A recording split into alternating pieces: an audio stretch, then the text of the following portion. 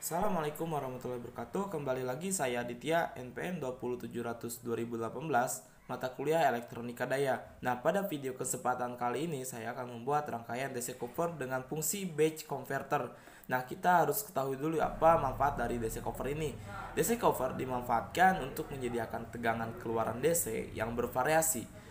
Namun komponen yang kita gunakan yaitu menggunakan sebuah MOSFET. Nah, kita review dulu cara kerja dari MOSFET. MOSFET itu apa sih? Nah, MOSFET ini adalah sebuah komponen semikonduktor jenis feed effect transistor atau FET. Nah, untuk cara kerjanya, untuk cara kerja dari MOSFET ini, ketika tidak ada tegangan pada gate, maka channel MOSFET tidak terbentuk sehingga MOSFET dalam kondisi mati atau off. Nah, ketika tegangan pada gate dihubungkan dengan sumber tegangan positif, maka akan terbentuk channel MOSFET antara source dan drain sehingga MOSFET dalam kondisi aktif. Nah, itulah cara kerja dari MOSFET yang kita gunakan pada rangkaian DC cover ini.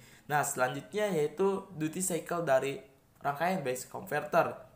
Nah, untuk duty cycle pada DC cover ini adalah rasio antara waktu switch pada posisi on atau aktif dan off pada posisi non aktif dalam satu periode pengoperasian. Nah, untuk duty cycle ini mempengaruhi besar kecilnya tegangan keluaran yang dihasilkan oleh DC cover. Ya, nantinya kita mengukur dengan APO bahwasannya kita harus melihat kelinearan dari tegangan ini, tegangan yang dihasilkan dari DC cover.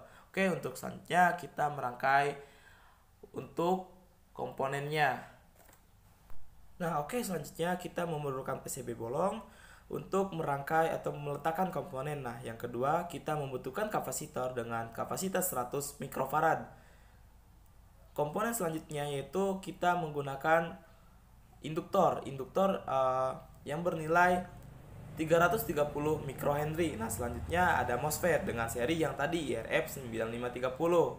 Nah, tak kalah penting yaitu resistor dengan resistansi 100 ohm. Nah, untuk selanjutnya kita menggunakan sebuah dioda dengan tipe IN4148. Terus selanjutnya kita membutuhkan baterai 9 volt yang dimana dibutuhkan untuk supply. Oke, untuk selanjutnya yaitu tata letak dari rangkaian DC cover di mana kita mengikuti skematik yang saya buat di Proteus untuk menguji dulu bahwasannya benar nggak terhubung nggak untuk kaki-kaki yang saya rangkai. Nah, selanjutnya itu tahap penyederan.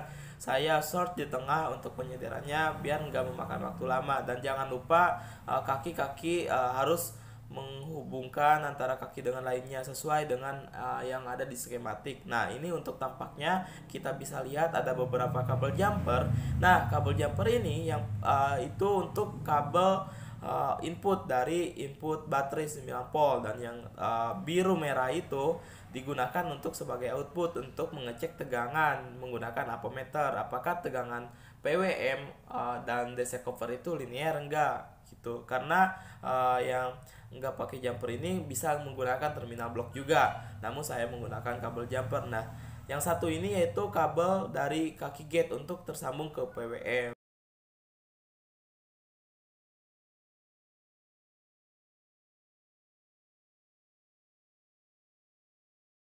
Nah, untuk selanjutnya pengujian menggunakan osiloskop bahwasannya kita penting melihat gelombang yang dihasilkan dari rangkaian DC cover ini. Bahwasannya kita perlu juga duty cycle yang ada terukur pada osiloskop yang dimana nanti dimasukkan ke dalam rumus V out sama dengan K kali V in, dimana nanti kita kali antara nilai pada baterai kita dan nilai pada duty cycle. Nah, untuk selanjutnya kita melihat pengukuran di osiloskop bahwasannya untuk mencari nilai duty cycle. Nah, dari hasil pengukuran pada osiloskop ini, hasil duty cycle linear dengan pengaturan PWM yang kita atur, yang dimana pengaturannya dimulai dari 10% sampai 100%, dan hasilnya juga akan linear dengan yang akan ditampilkan pada osiloskop, dimana nilai duty cycle itu linear dengan PWM yang kita atur. Untuk pengujian pada pengukuran osiloskop sudah selesai. Sekian, terima kasih. Wassalamualaikum warahmatullahi wabarakatuh.